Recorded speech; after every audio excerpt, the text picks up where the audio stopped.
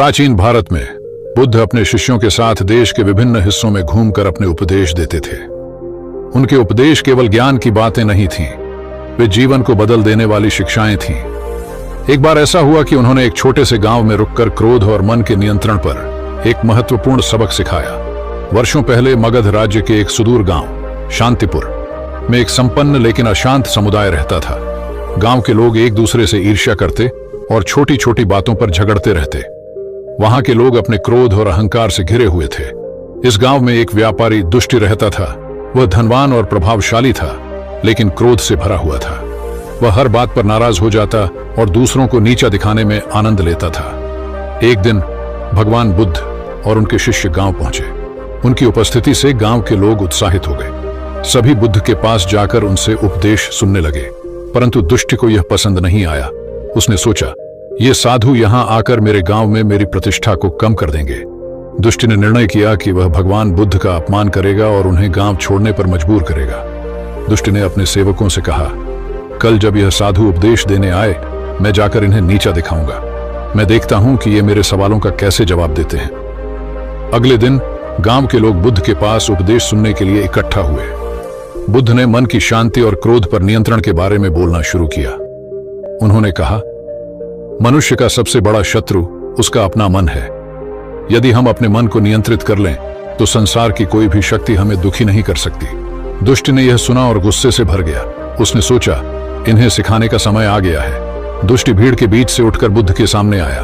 उसने तेज आवाज में कहा, तुम कौन हो जो यहां आकर हमें सिखाने की कोशिश कर रहे हो? क्या तुम जानते हो कि मैं इस गांव का सबसे प्रभावशाली व्यक्ति हूं? बुद्ध ने शांतिपूर्वक उसकी ओर देखा। उनकी आंखों में दया और करुणा थी। उन्होंने कुछ नहीं कहा। यह देखकर दुष्टि और अधिक क्रोधित हो गया। उसने अपशब्द कहने शुरू कर दिए, तुम्हारे जैसे साधु केवल दिखावा करते हैं। तुम्हारे पास न धन है न शक्ति। तुम हमें क्या सिखाओगे?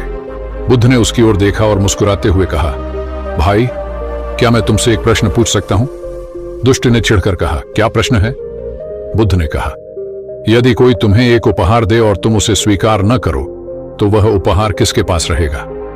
दुष्ट ने कुछ सोचकर उत्तर दिया, अगर मैं उसे नहीं लेता तो वह उपहार उसी के पास रहेगा जिसने उसे दिया है। बुद्ध ने सिर हिलाते हुए कहा, सही कहा। इसी प्रकार यदि तुम मुझे अपना क्रोध और अपशब्द देना चाहते हो और मैं उन्हें स्वीकार नहीं करता तो वे तुम्हारे ही पास रहेंगे। मैं इन्हें क्यों स्वीकार करूं? बुद्ध की यह बात सुनकर दुष्टि का क्रोध धीरे धीरे शांत हो गया। वह यह समझने लगा कि क्रोध और अहंकार वास्तव में उसके जीवन को खराब कर रहे थे। उसने महसूस किया कि वह अपने ही अहंकार के कारण दुखी था। दुष्ट ने झुककर बुद्ध से क्षमा मांगी और कहा, मैंने अपना पूरा जीवन दूसरों को नीचा दिखाने और अपने क्रोध को दिखाने में बिताया है। कृपया मुझे सिखाइए कि मैं अपने मन को कैसे शांत कर सकता हूं। बुद्ध ने कहा, अपने मन को शांत करने के लिए सबसे पहले तुम्हें अपने भीतर झांकना होगा।